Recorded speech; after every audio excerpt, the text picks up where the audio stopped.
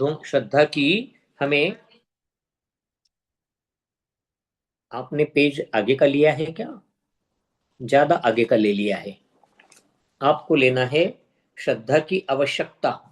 अ, पंडित जी, ये जीवन के तीन आभूषण में ये 7वें नंबर के पेज से स्टोरी स्टार्ट हो रही है हमारी। अच्छा, तो उसके पहले का हो गया है अपना। हाँ जी, हाँ जी, आपने इस ओके पेज ओके, नंबर ठीक 6 तक पूरा ठीक। कंप्लीट करवा के जी। एक्सप्लेन कर दिया है पूरा। हाँ, अब स्टोरी बहुत आसान और समझने के लिए सीधी है। गांव में परिवार रहता है।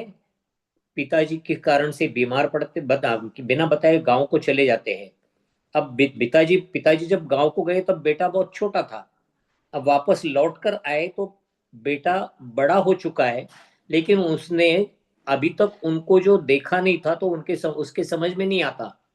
तो वो पिताजी कहते हैं कि बेटा मैं तेरा पिता हूं, लेकिन उसे समझ में नहीं आता। तो वो क्या कहता है कि ठीक है ये पिताजी, लेकिन मेरा विश्वास तो मतलब कैसे रखूं मैं, मेरी समझ में नहीं आ रहा है। उसके बच्चे, छोटा बच्चा है, उसकी समझ में कुछ नहीं आता है। जैसे ही पिताजी के साथ वो बेटा घर पर आता है, तो माँ अपने पति को देखकर, अर्थात उस बच्चे के पिता को देखकर पैर छूती है।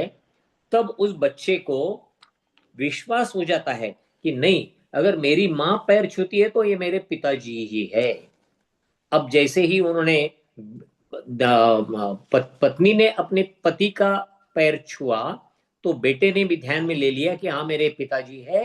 तो उसको उनके ऊपर पूरा विश्वास हो गया, और उसने भी उनके पैर छुए। अर्थात ये कहा गया है कि श्रद्धान होने के बाद बेटे ने पैर छुए हैं। तो उसने भी परीक्षा की एक प्रकार से। किस प्रकार से परीक्षा की? नहीं, उसके समझ में नहीं आया कि मैं कैसे परीक्षा करूं।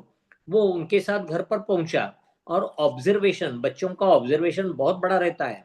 उसने देखा, जब मेरी माँ इनको मानती है तो यही मेरे पिताजी है, अन्यथा किसी और को मेरी माँ क्यों मानेगी?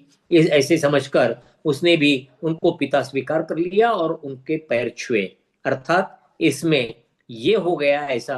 ये बच्चों को पूछना है, ऐसा क्या हो गया कि पुत्र को एकदम से विश्वास हो गया कि मेरे पिताजी यही है?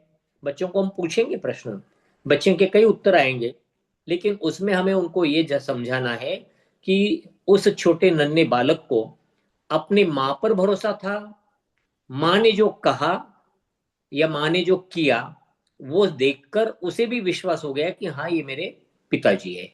तो माँ के ऊपर विश्वास होने के कारण माँ जिनको नमस्कार कर रही है, तो वो पिताजी भी मेरे पिताजी है। वो जो पुरुष है वो मेरे पिताजी है, ये उसको विश्वास हो गया माँ के कारण। ये हमें यहाँ पर अच्छी तरह से बच्चों के भी ध्यान में ला देना है। बच्चे भी अपना प्रश्न या उत्तर यहाँ पर जरूर रखेंगे। इस बार उनके लिए एक चर्चा का विषय देना है। क्या देना है? कि क्या किसी लक्ष्य की प्राप्ति के लिए आपका विश्वास दृढ़ है? जैसे बड़े बच्चे होंगे तो हम पूछ सकते हैं कि आपको आगे क्या बनना है, कहाँ जाना है, कौन सी लाइन में जाना है, क्या बनना चाहते हो आप? आपका क्या वह टारगेट डेफिनेट है? क्या आपको वही बनना है? ये विश्वास उनका दृढ़ है या नहीं, इसकी एक बार हम उनके साथ चर्चा कर कर, डिस्कशन कर कर मालूम कर लेते हैं। अगर वो बोले कि नहीं, मुझे, मैं दो ऑप्शन रख रहा हूं, ये भी और ये भी, तो लक्ष्य दो है, दो लक्ष्य है, तो उनको पूछना पड़ेगा कि इन दोनों में से आप दोनों रखने वाले हो या एक, क्योंकि लक्ष्य तो कभी भी एक ही रहता है। तो एक लक्ष्य जो है, वो उस एक लक्ष्य को सिलेक्ट करो, और फिर उसके प्रति आगे बढ़ने की आप कोशिश करो। कहने का तात्पर्य यहां पर है कि आपका टारगेट, एम, एक ही होना चाहिए। ये बच्चों को हमें समझा देना है। और फिर बच्चों को बता सकते हैं हम कि आप बड़े होकर क्या बनना चाहते हो, तो बताइए। बच्चे अनेक प्रकार के कहते हैं। कभी कभी बच्चे कहते हैं नहीं मेरे समझ में नहीं आता। तो उनको कहना, अगर आपके समझ में नहीं आता है तो आप सबसे पहले अपने माँ पिताजी से, और दूसरी बात अपने जो स्कूल के टीचर्स हैं उनसे गाइडलाइन लीजिए। टीचर को मालूम रहता है इस बच्चे की रुचि कौन से सब्जेक्ट में है, तो वो गाइडलाइन भी दे सकते हैं।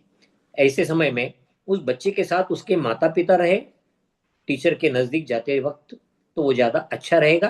क्योंकि तीनों भी, माँ पिताजी और टीचर, तीनों भी मिलकर उस बच्चे का भविष्य फाइनल करने वाले हैं।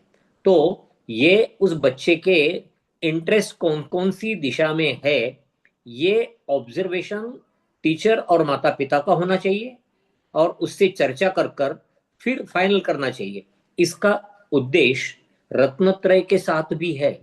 रत्नत्रय प्राप्त करना है तो मोक्ष के लिए, मोक्ष यह टारगेट रखा है, एक ही लक्ष्य, मोक्ष। और वो लक्ष्य रखने के लिए हमें क्या क्या करना पड़ेगा? पहले तो सम्यक दर्शन प्राप्त करना पड़ेगा। सम्यक दर्शन प्राप्त होते ही सम्यक ज्ञान हो जाता है प्राप्त। और फिर तीसरे नंबर पर आएगा सम्यक चारित्र।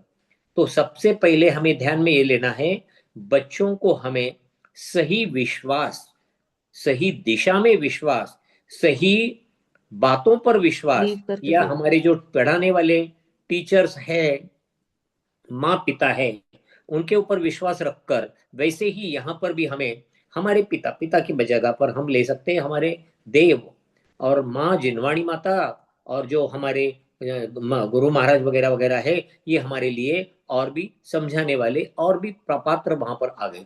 तो देव शास्त्र गुरु, इन पर सही श्रद्धा करना, ये हमारा पहला सम्यक दर्शन की स्टेप हुई। ये हमें बच्चों के ऊपर बिंबित करना है, ये बहुत जरूरी है। सच्चे देव शास्त्र गुरु, वो पूछेंगे सच्चे मतलब क्या, झूठे भी होते हैं क्या? हम उनको समझा सकते हैं कि झूठे और सच्चे की परिभाषा हमने इसके पहले देखी हुई है, वहां से आप ले सकते हो। उनको याद नहीं होगा तो आपको उनको समझाना है, क्योंकि ये बातें उनको रिवीजन के समय बताना अत्यंत जरूरी है कि सच्चे देव की व्याख्या क्या है, सच्चे शास्त्र की व्याख्या क्या है, और सच्चे गुरुओं की व्याख्या क्या है। ये हमने पहले पढ़ी हुई है, उसी की चर्चा यहाँ पर कर कर उन पर ही श्रद्धा रखना, ये हमें उनको समझाना पड़ेगा। आइए आगे देखते, दूसरा बिंदु यहाँ पर लिया जा रहा है सम्यक ज्ञान। सम्यक ज्ञान के संदर्भ में कहा जाता है, उन्होंने कहा कोई भी कार्य करने के लिए पहले तो हमारी वहां पर श्रद्धा होना जरूरी है। श्रद्धा होना सबसे आवश्यक है, क्योंकि तब तक कार्य होगा ही नहीं। जब कार्य उसको करना है तो करने का ज्ञान उसको होगा भी नहीं।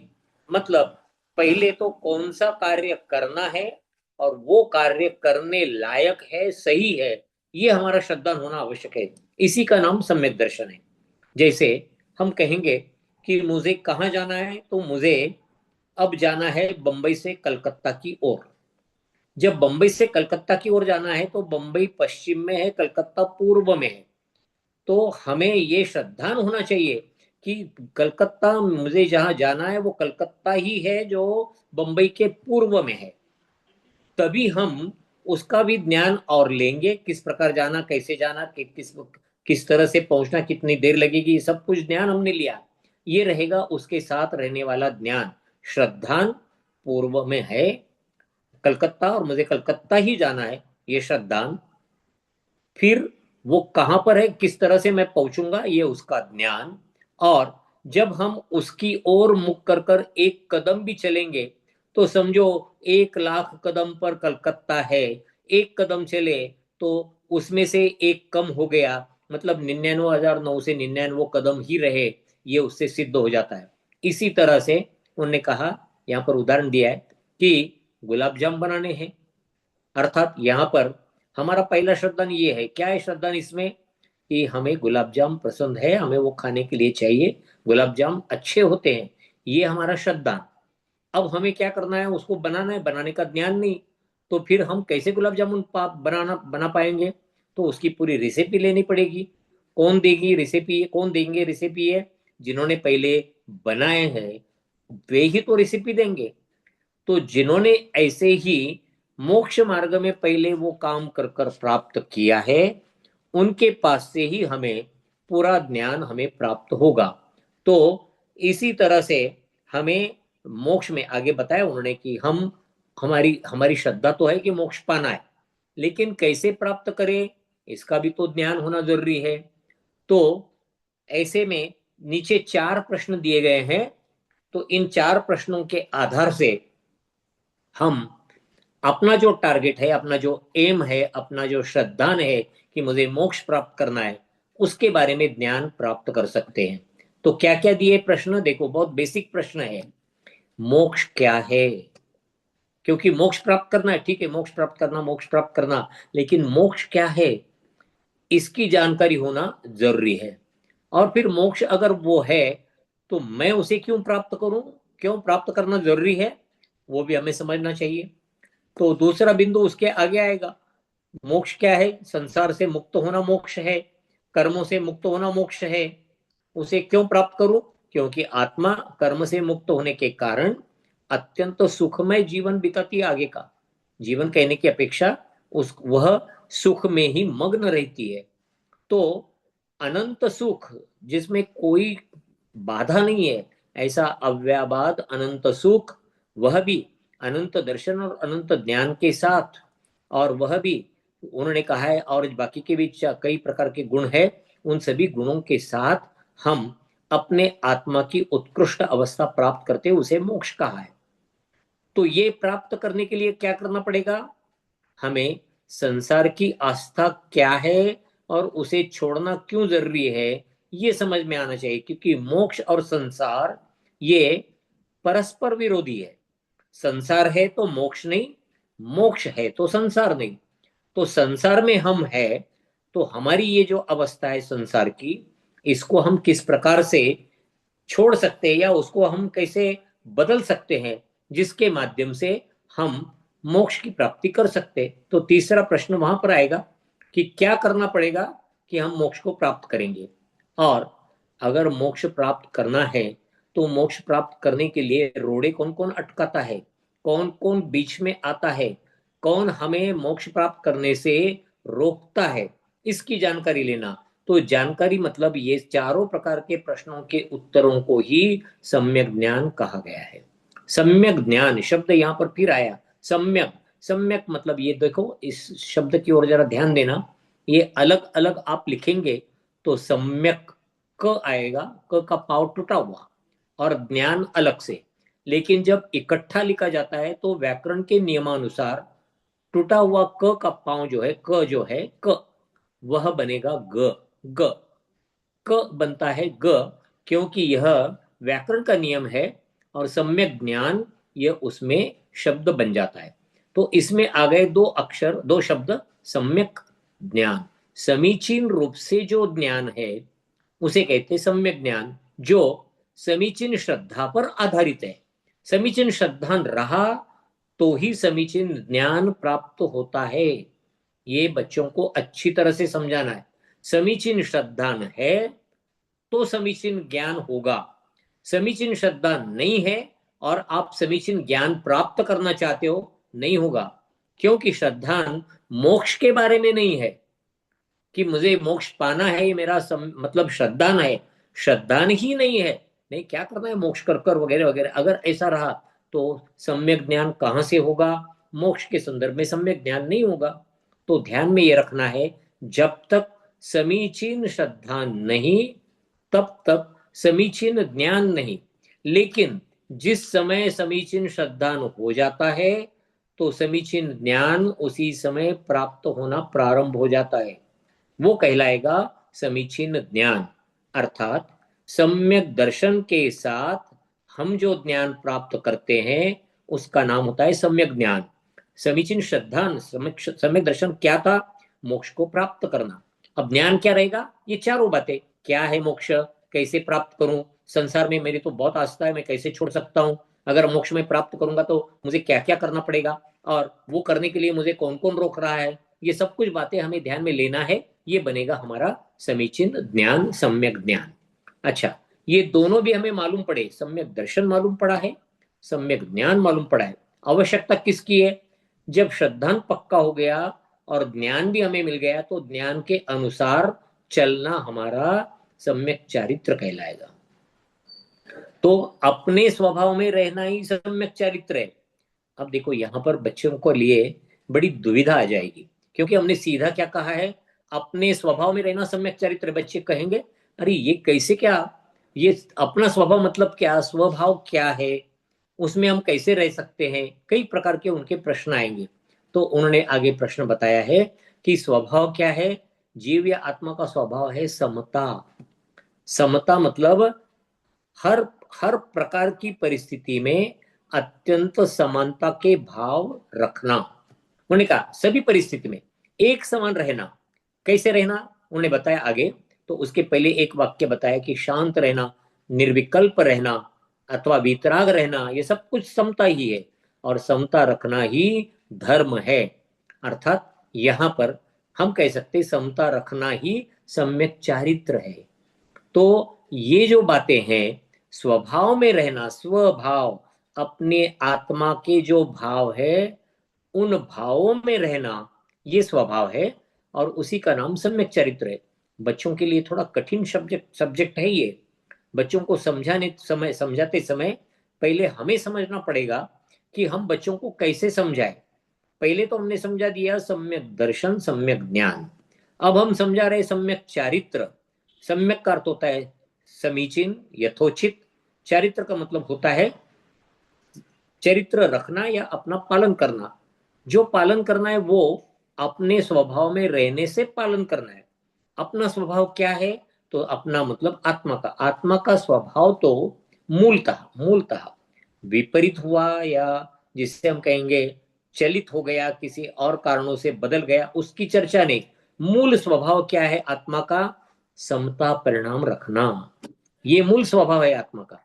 तो हर प्रकार की परिस्थिति में एक समान रहना, चाहे दुख की घड़ी हो चाहे सुख की घड़ी हो, दोनों शांत रहना, निर्विकल्प अवस्था। निर्विकल्प यहां पर शब्द पूछेंगे, ये निर्विकल्प का अर्थ क्या है? विकल्प का मतलब होता है जो हम कल्पना कर सकते विरुद्ध अर्थ में, उसे कहते हैं विकल्प। अलग अलग कंडीशंस। निर्विकल्प अलग अलग कंडीशंस नहीं लेना, एक ही जो है उसी को लेकर चलना, उसी का नाम है निर्विकल्प, अर्थात समता परिणाम। और समता परिणाम तब ही मिलता है जब वीतरागता आती है। वीतरागता तो आगे आएगी, जब मुनि बनेंगे तब वीतरागता आती है। लेकिन जितने भी हमारे, हम कहते हैं ना कि क्रोध, मान, माया, लोभ, ये चार प्रकार के कषाय, या हास्य, रति, अरति, शोक, भय, जुगुप्सा, ये 9 कषाय, इनको हम जितना सीमित करते जाएंगे उतना हमारा कषायों में रहने वाला परिणाम कम कम होते जाएगा। वो उतना ही हम वीतरागता की ओर बढ़ते जाएंगे। वीतरागता, जिसका राग बीत चुका है, समाप्त हो चुका है, उसे कहते हैं वीतराग। बीतराग, बीतना, यहाँ पर बीत गया है, समाप्त हो गया है। बीत हो गया मतलब समाप्त हो गया है, जिसका राग समाप्त हो गया है। राग में आते चारों कषाय, क्रोध, मान, माया, लोभ। और उस वीतराग रूपी रहने का जो भाव है उसे कहते हैं वीतरागता। वीतरागता यह भाव हुआ, वीतराग यह अवस्था हुई। वीतराग अवस्था में जो भाव है उसे कहते हैं वीतरागता। अब शब्द वीतरागता बच्चों को समझाना पड़ेगा, क्योंकि बच्चों को अगर पहले सुने भी है तो अभी रिकलेक्ट नहीं कर पाएंगे। उनको बताइए, जिनका राग मिट गया है उसे कहते हैं वीतराग। तो ये सभी जो है उदाहरण के लिए उन्होंने दिया है कि वहां पर बताया उन्होंने उदाहरण कि स्त्री पुरुष में, बालक वृद्ध में, सुख दुख में, जन्म मृत्यु में, शत्रु मित्र में, गाय कुत्ते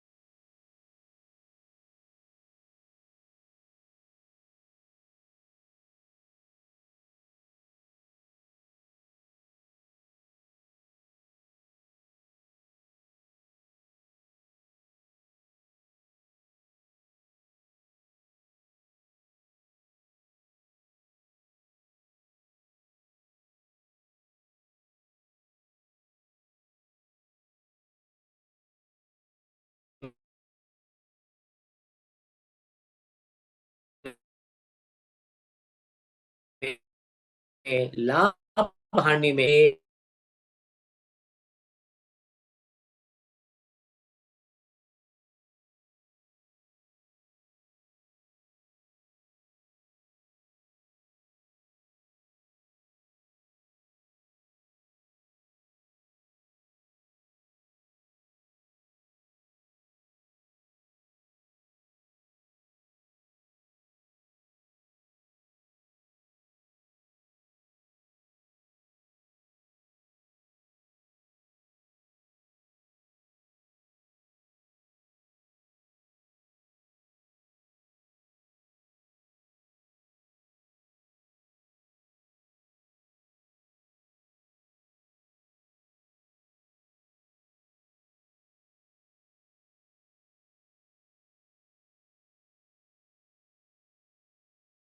ठीक। ठीक। हाँ।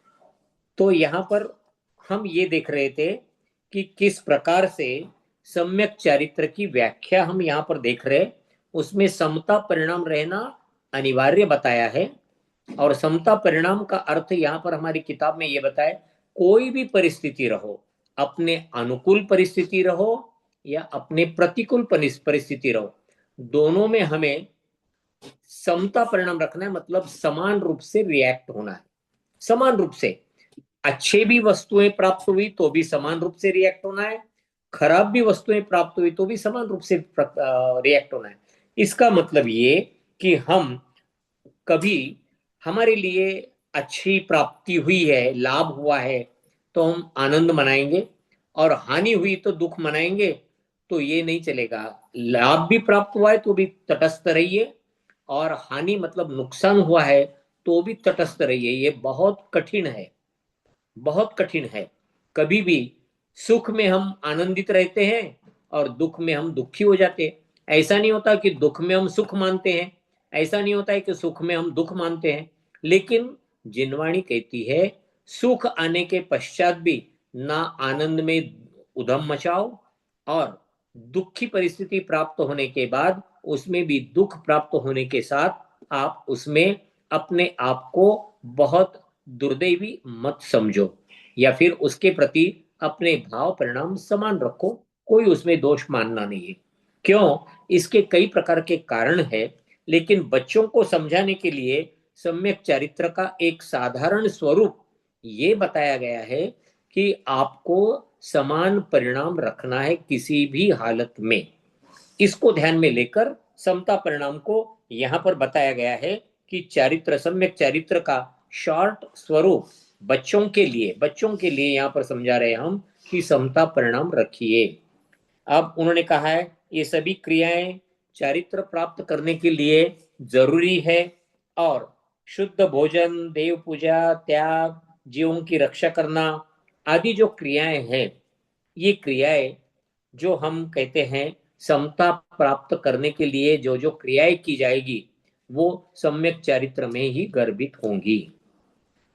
अक्सर चारित्र मतलब मन वचन काया की क्रिया, जो भी क्रियाएं हम करेंगे, पांच पापों से दूर रहना, जीवों की रक्षा करना, अहिंसा का पालन करना, किसी भी प्रकार से हम जो कहते हैं कि अत्यंत विपरीत परिस्थिति आई तो दुख मनाते, शोक मनाते हैं, नहीं नहीं, अच्छी परिस्थिति आई तो उदम मचाते हैं, नहीं, ऐसा कुछ नहीं करना। हर जगह पर हमें हमारे जो क्रोध, मान, माया, लोभ है, इनको बहुत कंट्रोल कर कर समान रूप से हर परिस्थिति में रहना, ये बच्चों को यहाँ पर हमें समझाना है कि जो उनकी दृष्टि के ओर से यहाँ पर सम्यक चरित्र कहा जाएगा।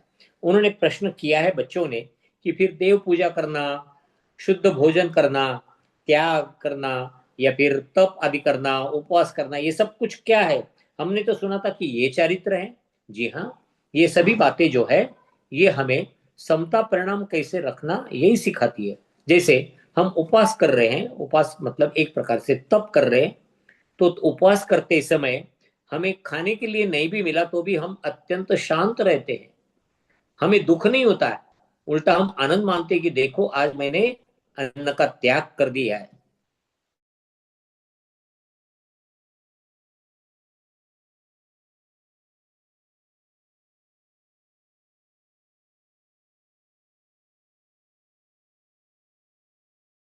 आहार का त्याग है, ये चरित्र प्राप्त करने की ओर ले जाने वाला एक प्रकार से एक कदम है। तो तप करना, या फिर कहा गया है देव पूजा। देव पूजा करते समय हम भगवान जी के सामने बैठते हैं, भगवान के गुणों का गुणगान करते हैं, और अष्ट द्रव्य से उनकी पूजा करते हैं। उस समय हम बोलते भी है, क्या बोलते हैं हम?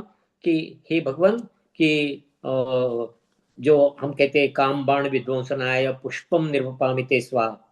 तो मन में जो खराब परिणाम उत्पन्न होते हैं वो ना उत्पन्न हो, इसके लिए हे भगवान मैं इन पुष्पों का आलंबन लेता हूं, और ये जैसे अत्यंत मुलायम और मृदु है, वैसे मेरे भाव भी अत्यंत मुलायम मृदु रहे, किसी भी प्रकार से वह खराब ना बने। इसलिए मैं पुष्पों का आलंबन लेकर आपको ये पुष्प इसलिए चढ़ाता हूं कि मेरे काम विषयक परिणाम खराब ना हो।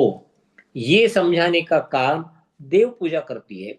जैसे भूख लगी है, लेकिन हम कहते हैं कि भगवान मैं आपको नैवेद्य चढ़ाता हूँ।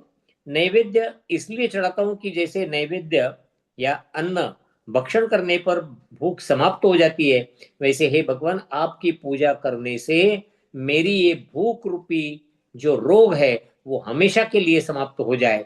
इस प्रकार से सम्यक चारित्र की ओर ले जाने वाली जो क्रियाएं हैं, वो क्रियाएं, उनमें आता है देव पूजा करना, भोजन अत्यंत शुद्ध करना, भक्ष्य भोजन करना, त्याग करना, ये सब बातें उसके लिए लिया जाता है। इस प्रकार से दिया है। ये सभी क्रियाएं क्या करती है? चारित्र प्राप्त करने के लिए आवश्यक है। और ये क्रियाएं हमें, मतलब बच्चों को, ये बताती है कि हम किस प्रकार से यहाँ पर अपनी सम्यक चरित्र को प्राप्त करने का काम यहाँ पर कर रहे हैं। ठीक इस प्रकार से तीन आभूषण के बारे में उन्होंने बताया। एक कहानी बताई है, वो कहानी आप देख सकते हैं कि क्या कहानी दी है।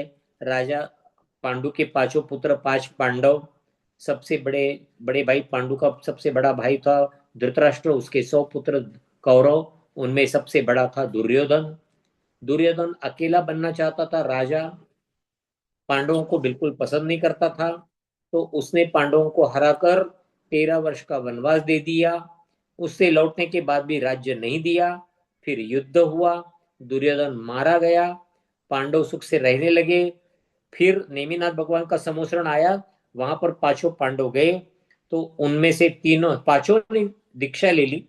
पांचों ने दीक्षा लेने के बाद वहां पर वे तप करने लगे। वे पांचों मुनिराज जंगल में थे ध्यान में।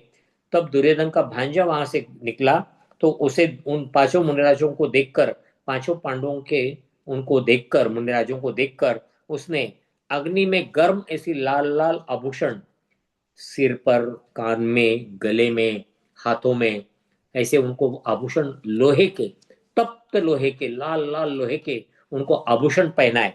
लेकिन पांचों पांडव वहां से बिल्कुल हिले नहीं, उनका तो पूर्णतः ध्यान अपनी आत्मा में था। शरीर की कोई वेदना उनको महसूस हुई नहीं। और वे, उनमें से 3 पांडव तो मोक्ष को गए। 2 पांडव, दोनों भाई सकुल और नकुल और सहदेव, ये सोच रहे थे कि हमारे भाई कैसे सहन करेंगे, हम तो सहन कर रहे हैं, वो कैसे सहन करते होंगे। बस इतना सा विकल्प आया, तो मोक्ष नहीं हो पाया, लेकिन वो सर्वार्थ सिद्धि में गए। अगले भव में नियम से वो भी मोक्ष को प्राप्त करेंगे। तो यहाँ पर बताया जा रहा है कि किस प्रकार से सम्यक चरित्र का यहाँ पर अनुभवन ध्यान में आएगा। ये जो सम्यक चरित्र की बात कही गई है, शुरू से लिया गया पांडवों का रहना, और किसी के साथ भी उनका एक रिएक्शन, या कहो हम कह सकते हैं कि किसी के सामने उनका अपना बर्ताव बहुत सीधा रहता था। वहीं दुर्योधन कपटी कपटपना बताता था, मतलब क्रोध मान माया लोभ में से मायाचारी उसके पास थी, मतलब कषाय तीव्र थी। फिर उन्होंने क्या किया, तीव्र कषायों के साथ पांडवों को उन्होंने जुआ खेलने के लिए बुलाया, उसमें हरा दिया, 13 वर्ष का वनवास दिया। वनवास में लौटने के बाद भी उनको राज्य में से कुछ नहीं दिया। उन्होंने सिर्फ इतना ही मांगा था, हमारा जितना राज्य हमारे आता है उतना हमें दे दो। नहीं दिया। फिर दोनों का युद्ध हुआ, और दुर्योधन मारा गया, कौरव भी मारे गए, और पांडव सुख से रहने लगे। लेकिन पांडवों ने, महाराज भगवान का समोसरण आया, तो उसमें भगवान का उपदेश सुनकर उन्होंने दीक्षा ले ली। दीक्षा लेने के बाद, अर्थात ये सब कुछ बातें, दीक्षा लेना सम्यक चरित्र का लक्षण। फिर दीक्षा ली, फिर जंगल में ध्यान करने लगे। ध्यान करना यह भी सम्यक चरित्र। और फिर वहां से नजदीक दुर्योधन का भांजा निकला, दुर्योधन तो मारा गया था, उसका भांजा निकला वहां से। उसने देखा इसने ही हमारे मामा को मारा है, सभी मामाओं को इन्होंने ही मारा। तो उनके प्रति उन्होंने क्या किया, वो उसी ने अग्नि में गर्म लाल आभूषण उनको पहनाए। और ये करने के कारण वहां पर पांचों पांडवों की वहां पर एक प्रकार से आप कह सकते हो कि शरीर का त्याग हो गया। तीनों पांडव तो मोक्ष चले गए समता परिणाम रखने के कारण, और जो 2 पांडव थे वो वहां से चले गए सर्वार्थ सिद्धि में। तो ये सब कुछ बातें इस प्रकार बताई गई है कि हम सम्यक चारित्र को अगर पालन करेंगे तो नियम से मोक्ष को प्राप्त करेंगे। और थोड़ा सा भी कषाय मन में आ गया तो मोक्ष नहीं प्राप्त होता है।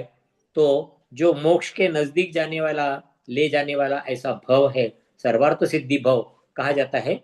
सर्वार्थ सिद्धि के देव एक भव अवतारी होते हैं, अगले भव में ऐसे मनुष्य बनेंगे और मुनि बनकर, वज्र वृषभ नारा सहनन रहेगा, चतुर्थ काल में बनेंगे, मुनि बनेंगे और घोर तप कर कर वे भी मोक्ष को प्राप्त करेंगे।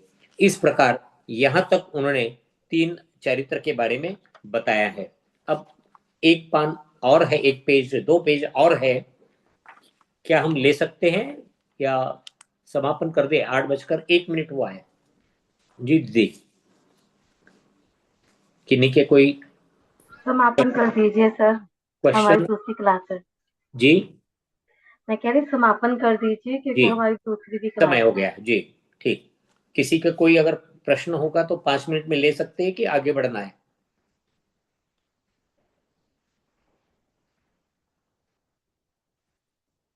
जय जिनेन्द्र पंडित हाँ जी, हाँ, मेरा प्रश्न है, जी पिछली कक्षा से संबंधित है। जी सम्यक है, आपने दर्शन के मीनिंग बताए थे 2-3। जी। इसमें शाइक दर्शन और अनंत दर्शन का क्या मतलब होता है? देखो, क्षयिक दर्शन यह प्राप्त होता है दर्शनावरणीय कर्म के नाश से। तो क्षयिक दर्शन और अनंत दर्शन अंतर कुछ नहीं है। क्षयिक दर्शन तब कहा जाता है जो संपूर्ण दर्शन प्राप्त हुआ है दर्शनावरणीय कर्म के क्षय से। मैं क्षमा चाहता हूं, यहां पर लेना पड़ेगा दर्शनावरणीय नहीं, हम कहेंगे जो दर्शन मोहनीय कर्म है। नहीं, गड़बड़ी हो रही है। आपका क्षयिक दर्शन का संबंध है। क्षयिक दर्शन और अनंत दर्शन दोनों एक ही है, केवल दर्शन तीसरा नाम है। ये तीनों भी एक ही है जो दर्शनावरणीय कर्म के नाश से प्राप्त होते हैं। और जो हम कहते हैं ना दर्शन मोहनीय से प्राप्त होता है क्षयिक सम्यक्त्व, वो अलग। दर्शन शब्द 2 जगह पर आता है कर्मों में। मोहनीय कर्म का एक भेद दर्शन मोहनीय और चारित्र मोहनीय, ये 2 भेद होते हैं मोहनीय कर्म के। और जो घातीय कर्म, हम 4 घातीय कर्म कहते हैं, उनमें होते 4 कर्म, ज्ञानावरणीय, दर्शनावरणीय, मोहनीय और अंतराय। तो इसमें जो दर्शनावरणीय है वो दर्शनावरणीय होता है चक्षु दर्शन, अचक्षु दर्शन, अवधि दर्शन, केवल दर्शन, ये 4 दर्शनों के विरोध में। और फिर उसके साथ में निद्रा निद्रा निद्रा निद्रा निद्रा, प्रश्ला प्रश्ला प्रश्ला, स्त्यान बुद्धि, ऐसे 9 प्रकृतियां दर्शनावरणीय कर्म की होती है। जब दर्शनावरणीय कर्म का संपूर्ण नाश होता है तो केवल दर्शन प्राप्त होता है। इसी को क्षयिक दर्शन कहते हैं, इसी को ही कहते हैं अनंत दर्शन।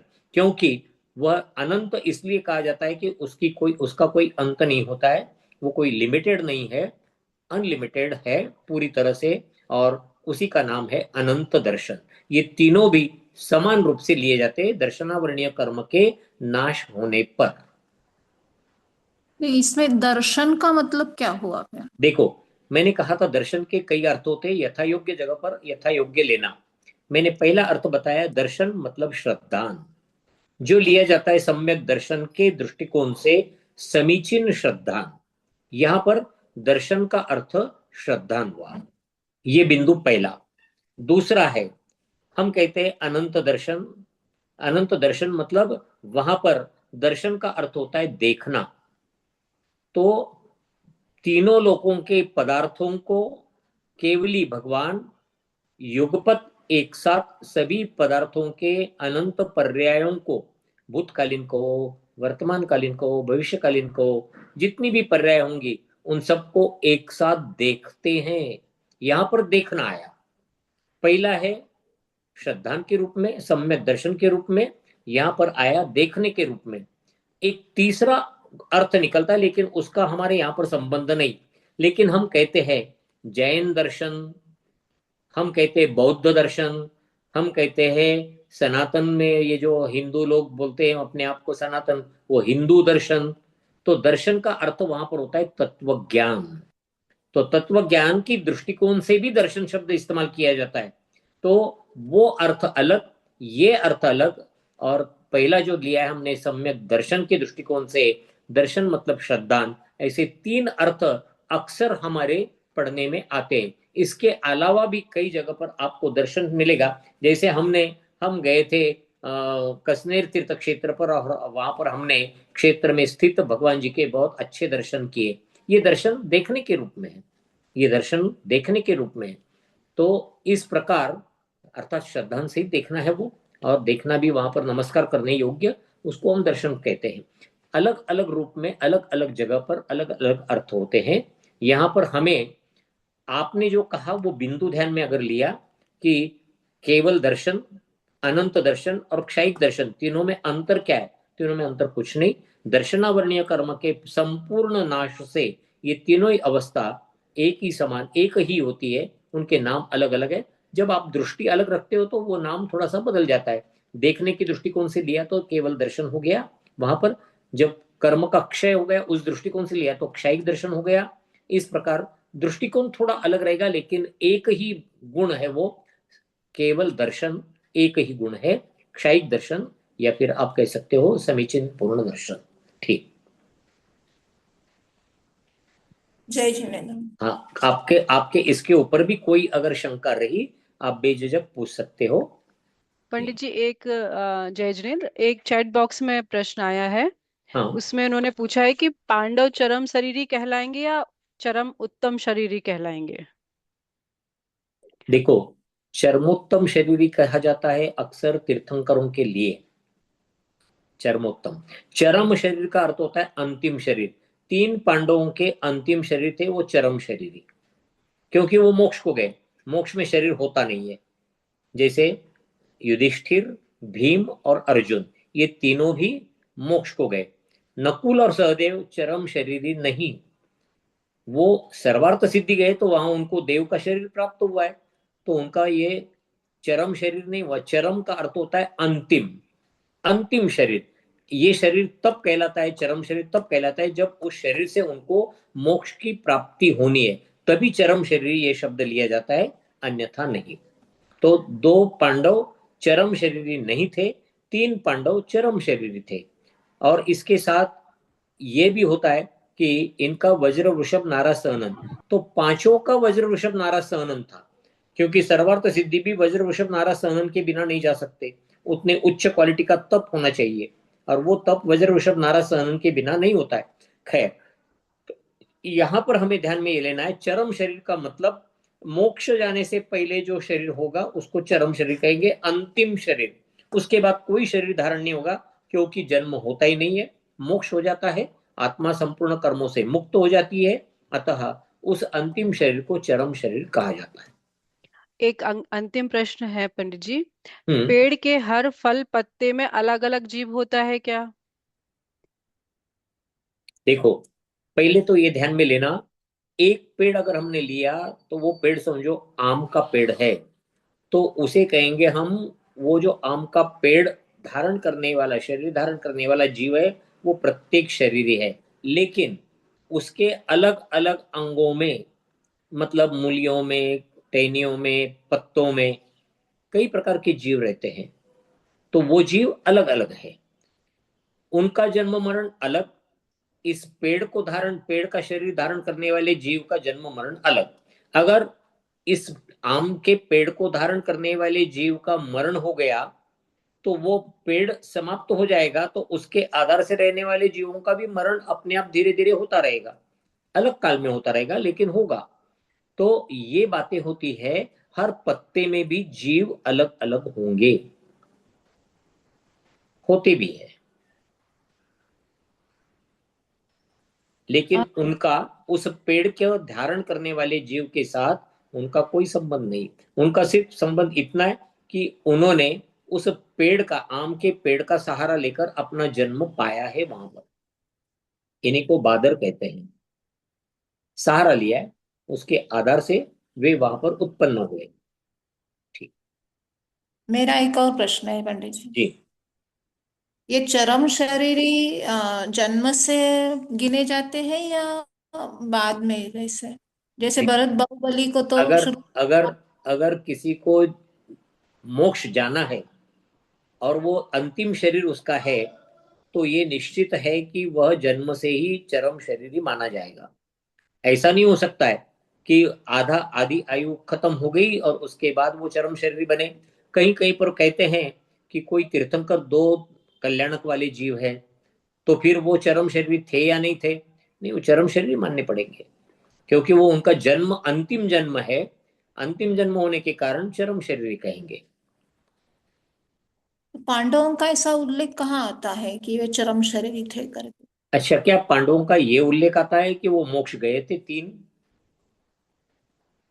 तीन गए न मोक्ष, तो तीन वो गए मोक्ष। उनको जो सर। मोक्ष को जाते हैं उनका शरीर अंतिम होता है, उनको ही चरम शरीर कहते हैं, अलग से बोलने की आवश्यकता नहीं। अच्छा। चरम शरीर का शरीर की व्याख्या क्या है? अंतिम होता है। तो चरम का जब अंतिम शब्द अर्थ मिलेगा, तो मोक्ष जाने से पहले जो अंतिम शरीर है उसी को चरम शरीर कहेंगे हम। इससे अलावा दूसरा कुछ नहीं है। अच्छा। ठीक है? हाँ हाँ। ठीक।